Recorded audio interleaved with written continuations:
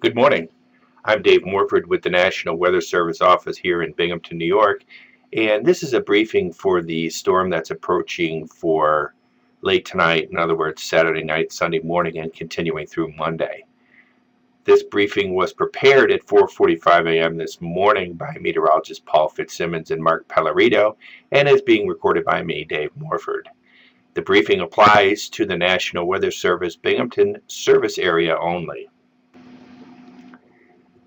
So the summary, this is a complicated multi-phase event, meaning that we're going to have a wintry mix, eventually changing to snow in most areas, and then strong winds at the end of the storm.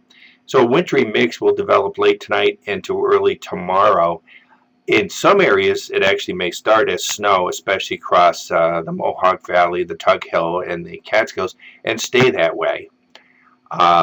However, much of the area will have a rain-sleet mixture into midday tomorrow and then changing to snow with some accumulating snow Sunday through Monday. And that snow will be heavy for some. Now keep in mind, some areas will remain all snow and could have a very heavy accumulation of wet snow. And you'll need to stay updated on the situation because the storm and the forecast is still evolving. The last thing we want to talk about on the summary slide is that the winds will become very strong Sunday night into Monday and gusty, and that will cause problems with any ice that's accumulated and heavy snow on the trees. If you want information on where the watches, warnings, and advisories currently are, go to weather.gov/BGM as that continues to change. And if we were to put that in this briefing, it may change before we update the briefing. So the impacts of this storm: hazardous roads from ice or snow, that's kind of common sense. However, a bigger takeaway perhaps is the possibility for some power outages with the ice and snow, and then very strong winds, gusty winds, well into the 40 to perhaps 50-mile-an-hour range on Sunday night into Monday. And then heavy, wet snow, especially across those northern areas that I mentioned, the Mohawk Valley, Tug Hill, Catskills, from late Sunday into early Monday with blowing and drifting snow with the wind gusts. And like I said, keep tuned on this storm. That snow line may change. It may become more snow further south than that, or perhaps the mix of ice and sleet moves further north. So here's our ice accumulation map. You can see most of the area has just a light accumulation of a hundredth to maybe 500ths of an inch, especially across the southern tier of New York and the northern tier of Pennsylvania. But you see that circled area in the bottom is the essentially the higher ground of the Poconos in northeast Pennsylvania. Some places down there could have a tenth of an inch of ice or even more, so keep that in mind. Now here's our best forecast accumulation for total snow at this time, and you'll see that areas from Syracuse to Utica and then down across the into the western Catskills, Cooperstown, 8 to 12 inches of snow in a small area of 12 or more inches across western Oneida County.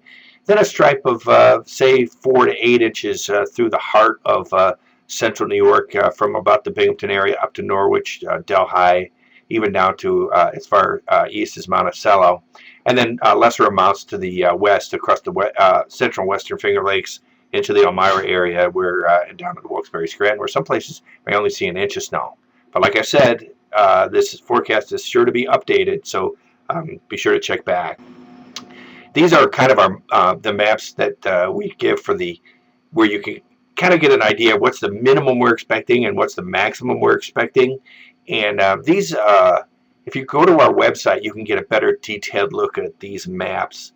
But you can see, for example, at Boonville, the high end would be 16 inches of snow at this point, the low end 9. So they're going to get a good amount of snow up there, and the amounts vary across the area.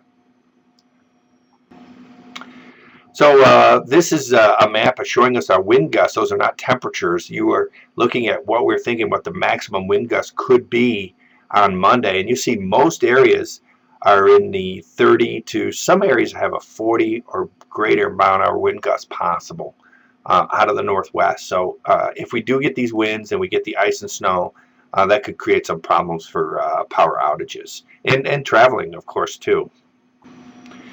So that's our briefing. Stay weather aware.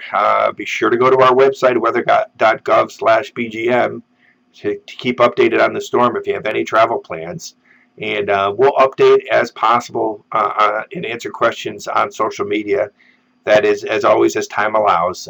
If we have time, we check in there and answer your questions. But as always, best place to get the weather is at weather.gov/BGM. That's your briefing. Have a great day. I'm Dave Morford with the National Weather Service in Binghamton.